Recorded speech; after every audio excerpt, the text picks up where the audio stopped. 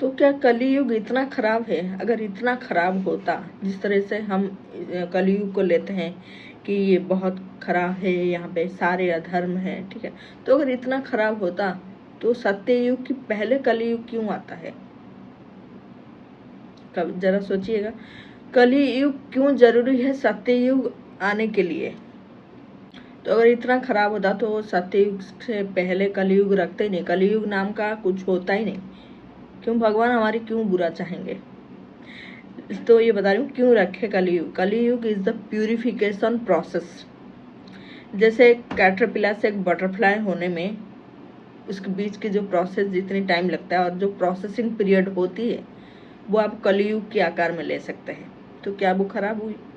नहीं। तो कलयुग भी उतना ही जरूरी है जितना कि सत्ययुग।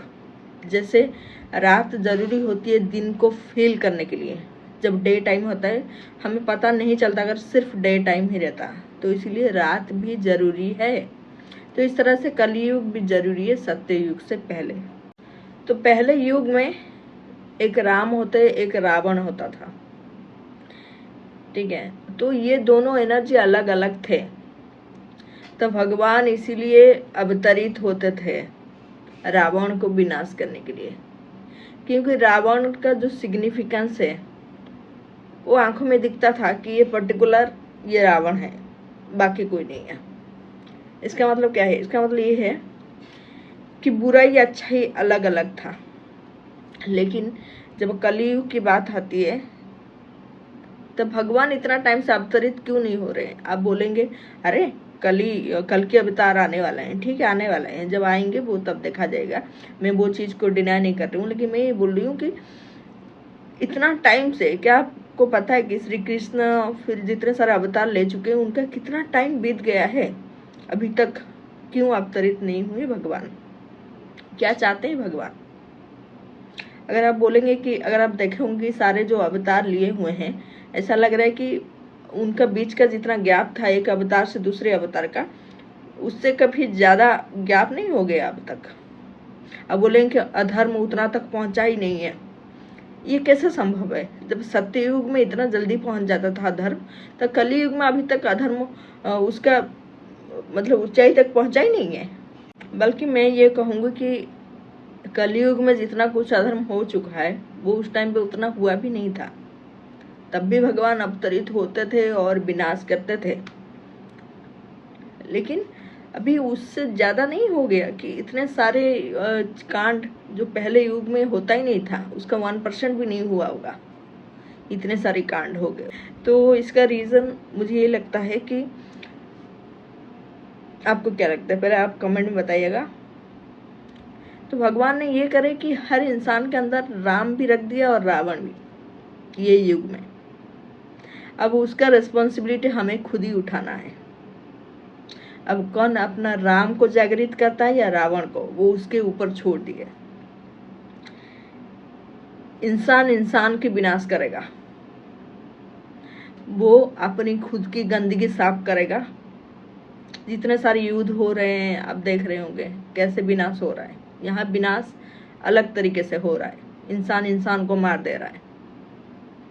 कोविड आ गया, लेकिन उसमें भी हम जैसे माना जाता है कि इंसानों की ही इन्वॉल्वमेंट था इसको बनाने में। बाकी वो सब के तरफ मैं नहीं जा रही हूँ डिटेल में, ठीक है। तो कलयुग को अधर्म का कारक माना गया है। तो अधर्म करने वाला को राहु माना जाता है और धर्म को गुरु यानी बृहस्पति। तो थोड़ा सा मैं एस्ट्रोलॉजिकल बात करूंगी, पर इतना डिफिकल्ट नहीं है कि आपको समझ नहीं आएगी। तो सत्य युग जब था तो उसको धर्म का कारक माना गया, यानी उसको हम जुपिटर बृहस्पति मान लिए, ठीक है। तो ये है अधर्म का कारक कलयुग। तो अगर हम राहु प्लस जुपिटर इसका कॉम्बिनेशन एस्ट्रोलॉजी में है, जिसको गुरु चांडाल योग में योग के आकार में जानते हैं हम लोग। तो ये जो कॉम्बिनेशन है राहु प्लस जुपिटर को, ये अगर हम कलयुग का कारक मानेंगे ये कॉम्बिनेशन को, तो कोई गलत नहीं होगी। इस तरह से जैसे मैंने समझाया आप लोगों को। तो आपको पता होगा समंदर मंथन हुआ था, तो जो अमृत निकला था उसको राहु भी पान किया था, यानी राहु के अंदर अमृत भी है और विष भी। ठीक है।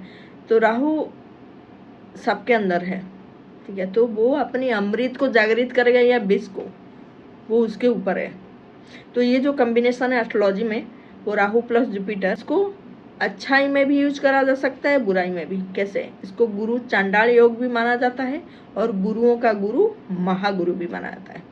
यानी राहु जो होती है वो है एक्सपांसन, वो बढ़ाता है चीजों को, और गुरु उसके साथ मिल गए, यानी वो गुरुओं को गुरु बनेगा।